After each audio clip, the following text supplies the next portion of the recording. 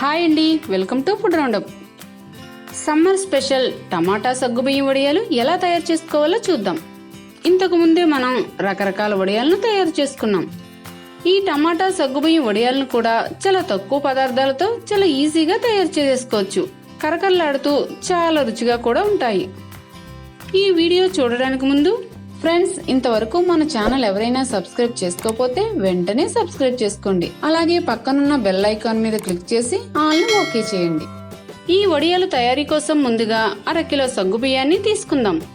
ఇలా పెద్ద సగ్గుబియ్యంతో వడియాలు చేసుకున్నట్లయితే చూడడానికి అందంగా కనిపిస్తాయి. వీటిని నీటిలో వేసుకుని 2 గంటల పాటు నానబెట్టుకోవాలి. 2 గంటలు గడిచిన తర్వాత చూస్తే ఇవి బాగా ఉబ్బి ఉంటాయి. ఇప్పుడు ఇందులో ఉన్న నీళ్లను వంపేసుకుని పక్కన పెట్టుకోండి. తరువాత కడిగి శుభ్రం చేసి పెట్టుకున్న టమాటాలను ముక్కలుగా కట్ చేసుకోవాలి. 1/2 కిలో సగ్గుబియ్యం తీసుకున్నాం కాబట్టి 1/2 కిలో టమాటాలను తీసుకున్నాం. టమాటాలను సగ్గుబియ్యంను సమాన క్వాంటిటీలో తీసుకోవాలి. ఇప్పుడు ఈ టమాటా ముక్కలను మిక్సీ జార్లో వేసుకుని మెత్తటి పేస్ట్లా చేసుకోవాలి.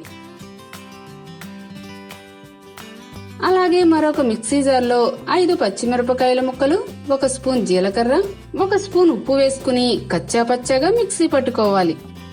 ఈ టమాటా పచ్చిమిర్చి పేస్ట్లను పక్కన పెట్టుకుందాం.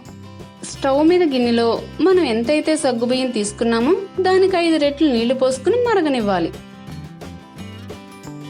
నీళ్లు మరుగుతున్నప్పుడు నానబెట్టుకున్న సగ్గుబియ్యం వేసుకుని ఉడికించుకోండి. మనం సగ్గుబియ్యం నానబెట్టుకున్నాం కాబట్టి తొందరగానే ఉడికిపోతాయి.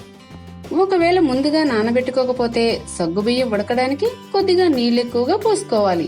అలాగే ఉడకడానికి సమయం కూడా ఎక్కువ పడుతుంది. స్టవ్ మీడియం ఫ్లేమ్ లో పెట్టుకుని ఉడికించుకోండి.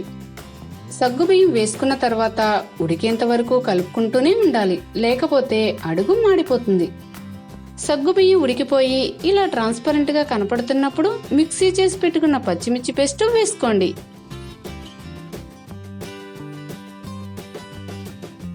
అలాగే టమాటా పేస్ట్ కూడా వేసుకుని మొత్తం అంతా బాగా కలిసేలా కలుపుకోవాలి.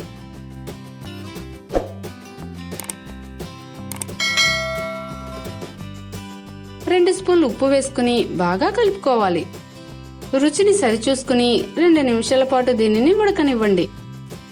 కలుపుకోవడం మానేయకూడదు, మానేస్తే మాడిపోతుంది. కాబట్టి కలుపుకుంటూనే ఉండాలి. ఇదంతా దగ్గరకైన తర్వాత స్టవ్ ఆఫ్ చేసుకుని చల్లారనివ్వండి. చల్లారిన తర్వాత ఇలా చిక్కగా అవుతుంది. చల్లారడం అంటే పూర్తిగా చల్లారడం కాదు, గోరువెచ్చగా ఉండాలి. ఇప్పుడు దీన్ని ఎండలో శుభ్రంగా ఉన్న కవర్ మీద గరిటెతో కొద్ది కొద్దిగా తీసుకుని వడియాలుగా పెట్టుకోవాలి. ఈ వడియాలను మనకు నచ్చిన సైజులో అందంగా వచ్చేలా పెట్టుకోండి. వీటిని దలసరగా ఉన్న కాటన్ క్లాత్ మీద కూడా పెట్టుకోవచ్చు. బాగా ఎండగా ఉన్న రోజున ఉదయాన్నే వడియాలు పెట్టుకోవాలి, లేకపోతే సరిగ్గా ఆరవు. మరింత చిక్కగా ఉన్నట్లయితే కొద్దిగా వేడినీళ్లు కలుపుకుని ఈ వడియాలను కాస్త పల్చగా పెట్టుకోవచ్చు. ఇవి ఉదయాన్నే పెట్టుకుంటే సాయంత్రానికి ఆరిపోతాయి.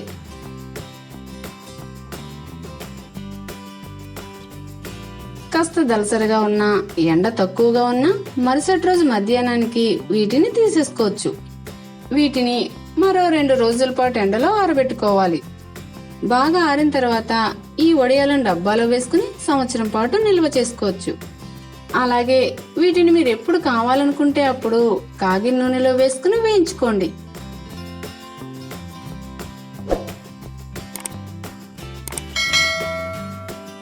చూసారా, కరకరలాడే టమాటా సగ్గుబియ్యం వడియాలను చాలా సింపుల్ గా రెడీ చేసుకున్నాం.